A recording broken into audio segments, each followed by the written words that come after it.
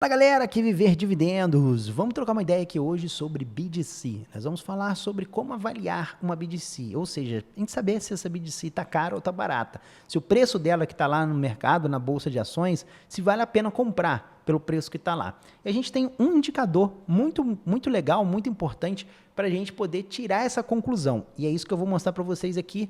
É um indicador de análise fundamentalista ali, né? Que o pessoal utiliza bastante, tá bom? A gente tem feito alguns materiais aqui, algumas postagens sobre BDC aqui no nosso blog, né? A gente fez esse primeiro aqui, que é um guia completo explicando como que funciona as Business Development Company, né? E depois a gente tem um outro aqui do lado que é explicando o gerenciamento interno e externo, que vocês vão até entender a importância, né, da gente meio que tá entendendo esse tipo de gerenciamento, porque ele afeta muito. Vocês vão ver agora na questão da precificação aí, para entender um pouco mais, tá? Além disso, galera, a gente tem até uma carteira aqui, né, que acho que vale a pena a gente mostrar a nossa carteira de BDC, porque às vezes o cara tá aí no YouTube, caiu de paraquedas, né, para aprender aí um pouquinho sobre Business Development Company. A gente tem uma carteira de estoque, de REIT, e tem aqui uma carteira de BDC, que a gente está comprando algumas BDCs. Comprei esse mês a Gladstone, e vamos adicionar ela aqui, logo a gente já coloca aí, atualiza essa tabelinha com mais um ativo aí sendo acrescentado. Eu já tenho a minha listinha de BDCs aí já para poder colocar.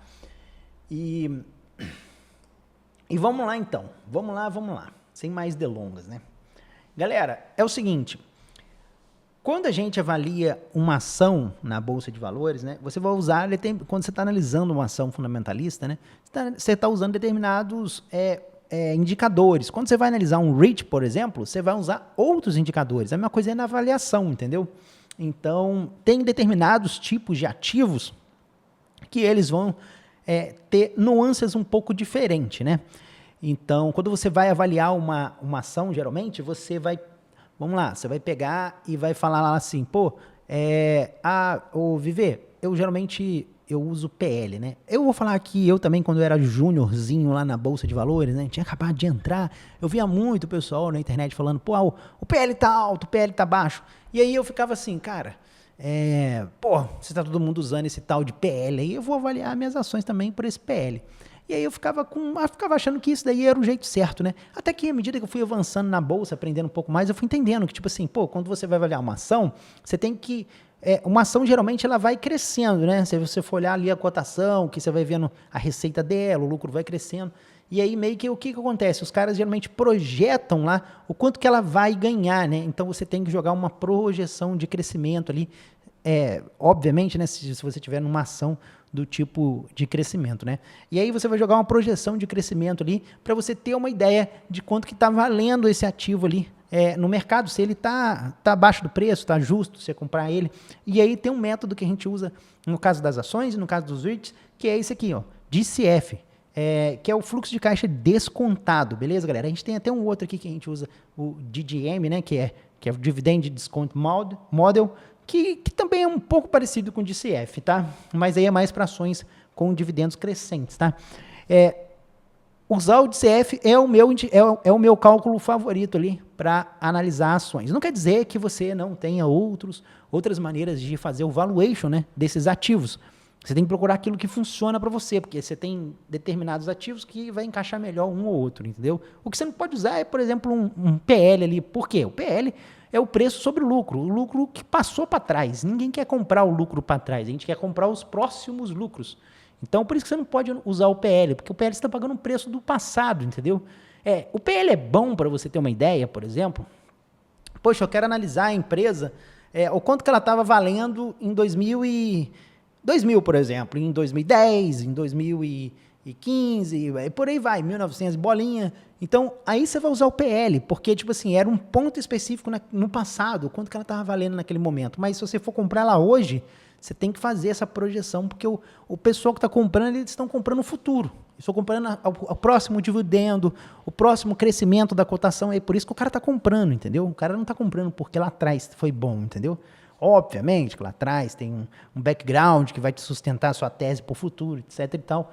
Mas, enfim, deu para você entender aí a diferença, né, entre você fazer um fluxo de caixa descontado e uma avaliação via PL, né? Beleza?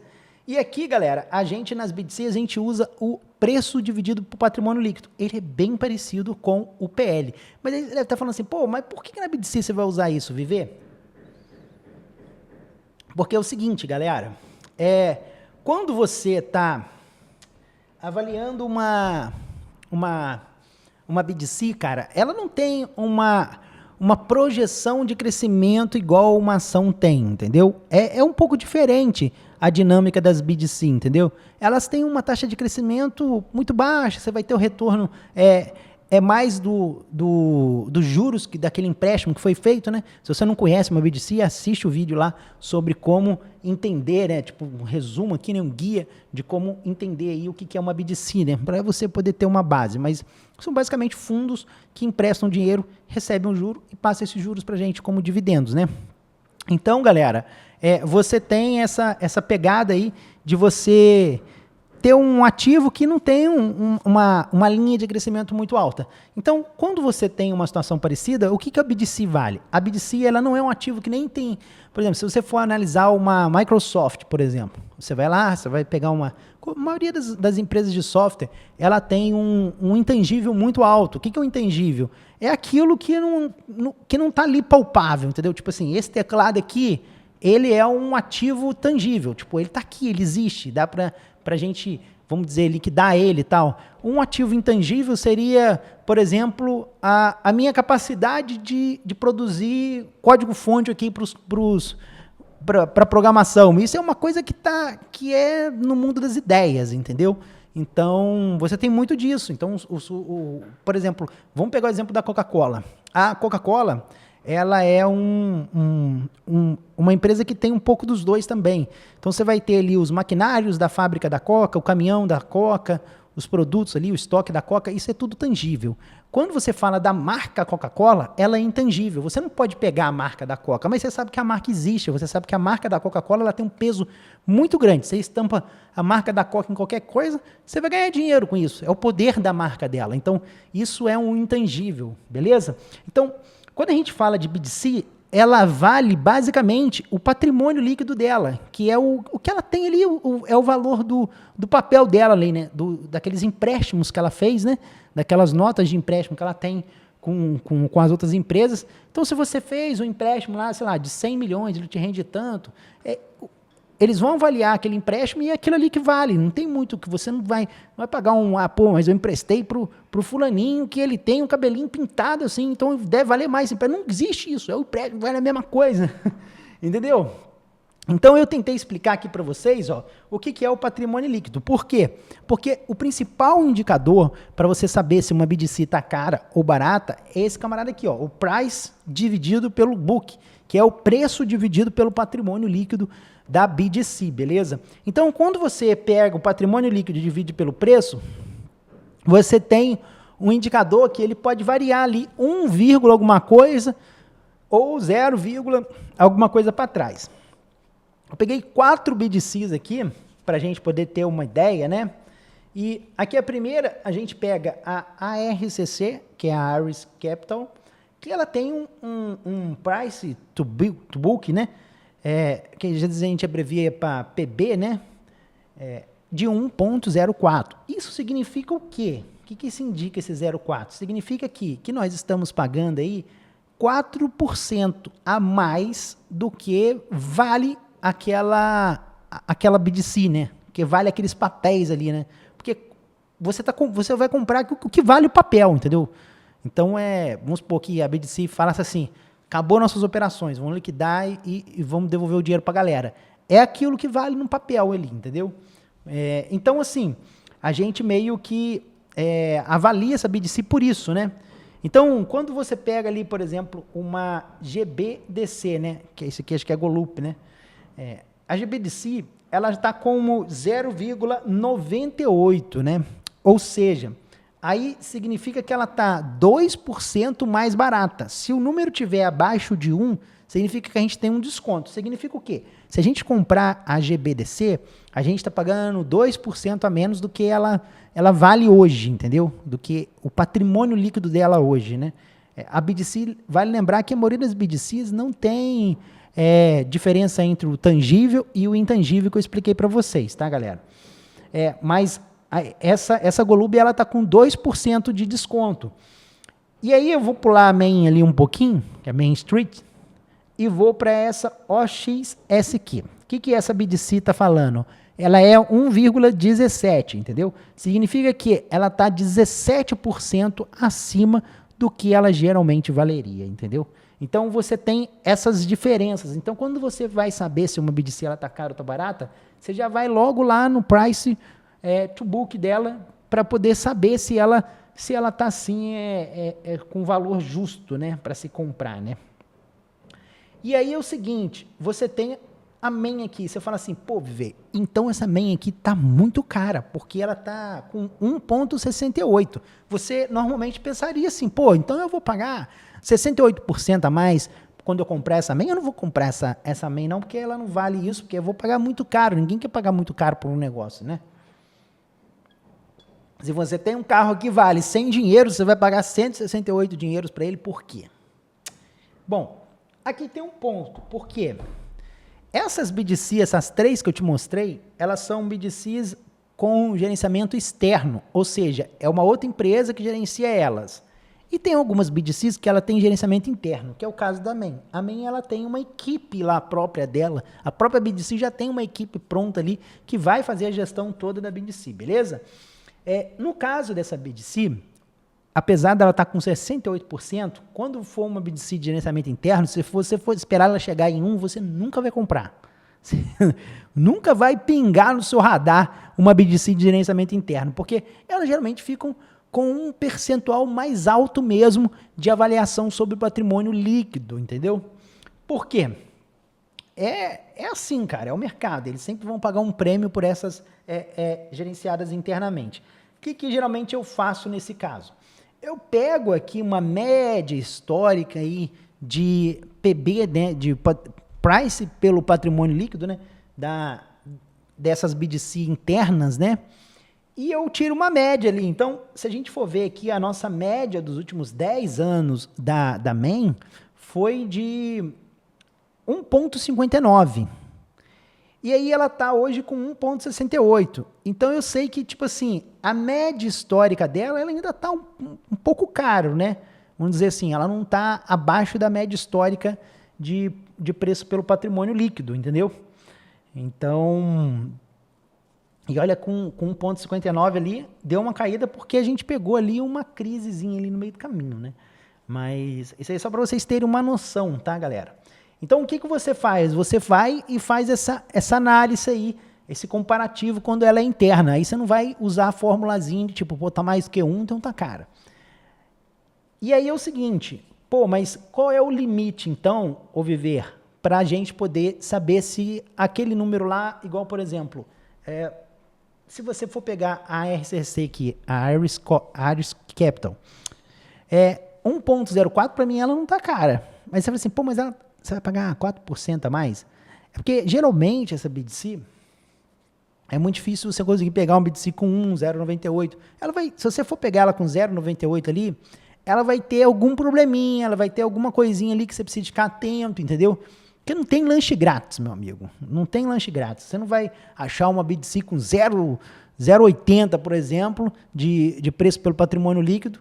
Vai ter alguma surpresinha ali no meio do caminho ali, às vezes algum indicador ali que não vai estar muito bem. A gente vai falar um pouco sobre os indicadores ali, a gente vai falar sobre alguns indicadores de análise meio que mais qualitativa do balanço dessas BDC, né? Aí vai sair esse post ainda, tá?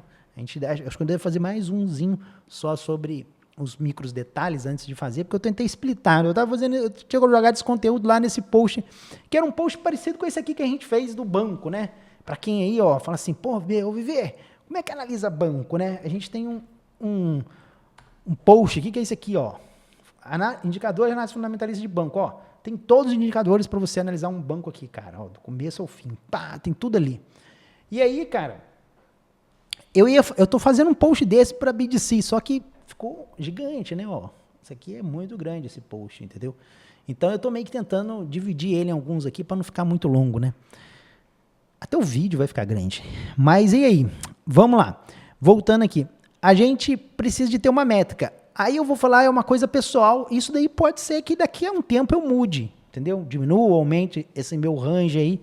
Até porque eu tô aprendendo ainda, vamos dizer assim, tem o quê? Tem um ano mais ou menos que eu estou estudando, quase próximo de um ano que eu estou estudando as BDCs aí. Eu ainda sou júnior em BDC, então eu vou com o tempo, né? Vou passar aí quando eu passar por pelo menos um bear aí com as BDC, aí eu me sinto mais seguro nelas, né? Por isso que eu até coloquei a carteira ali na nossa área pública, né? É um risco maior, né? Inclusive, a gente tem uma área privada aqui, uma área de membros, que aí eu tenho uma carteira lá de ações e REITs, que são as ações dos REITs que eu considero as melhores da Bolsa de Valores. São essas ações e REITs que eu estou comprando dividendos hoje para investir no longo prazo para minha aposentadoria. Tem um link aqui em cima, aqui, ó. Essa paginazinha você consegue acessar, beleza? Então, o que seria o ideal, galera? Eu uso hoje um parâmetro seguinte. Na maioria das vezes, eu uso até 10%. Show? Tipo assim, por exemplo, cara, eu considero ali 10% limite. Vamos colocar assim, 10% limite. Alguns poucos casos, eu vou estender um pouco esse limite para até 20%. Mas raríssimos, entendeu? São muitos poucos mesmo. Igual, por exemplo, o próprio caso desse mês, a Gladstone está 1,17, se não me falha a memória, mais ou menos, o nosso preço pelo patrimônio líquido. Mas por quê? A nossa Gladstone, ela tem muito equity. Ela é uma das BDCs que tem mais equities no portfólio, né? Ou seja, ela não é só uma linha de crédito lá que ela emprestou para alguém. Ela tem participações em outras empresas. Então, eu penso que esse equity dela tem um valor maior do que realmente está sendo calculado ali, entendeu? Como patrimônio líquido. E por isso que está fazendo com que o patrimônio líquido dela subisse um pouco, tá, galera? Então, pessoal, eu uso mais ou menos essa métrica de 10%, estourando em alguns casos aí o limite de 20%. Porque se essa Gladstone que eu estou comprando com 1,17, ela é gerenciada externamente. E aí a gente está falando de ações gerenciadas externamente. Se essa Gladstone, ela meio que está ali com, sei lá, com 1,22, por exemplo, aí eu já não esperaria ela descer para baixo de 1,20 ali, para que eu pudesse comprar. Se uma ação, tipo, uma coisa dessa, igual, por exemplo, essa RCC aqui, Ares Capital, se ela bate lá 1,11, aí eu já não compro mais. Entendeu? Por quê? Ela não tem muito equity. Então, é aquilo que está lá mesmo, entendeu? Aí eu uso mais ou menos essa métrica. Como eu falei, isso aí você vai depender do seu apetite ali, né? Eu gosto de usar esses 10% aí. Tem gente que usa até menos, o cara que usa 5% e tal, vai depender muito do investidor. Quando a gente está falando de BDC gerenciado internamente, aí eu já limito ao limite de 10%, porque na maioria dessas BDCs gerenciadas internamente, elas não têm um equity muito alto. Então eu limito a 10% ali como sendo o ideal, só que aí não é sobre o patrimônio líquido, é sobre a média, né? Porque se você for pegar patrimônio, que eu gosto de falar, você não vai comprar em BDC internamente nenhuma, né? Gerenciada internamente quase nenhuma.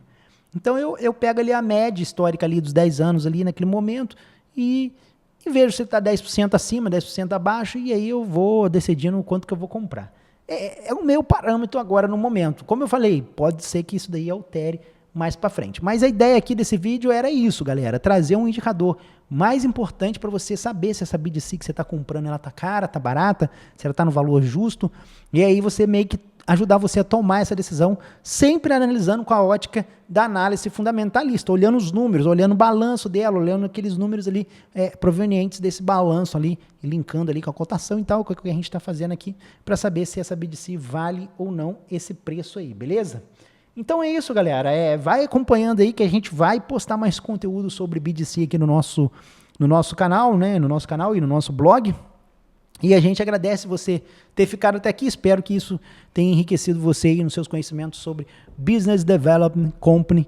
E ficamos por aqui e até a próxima. Um abraço. Tchau.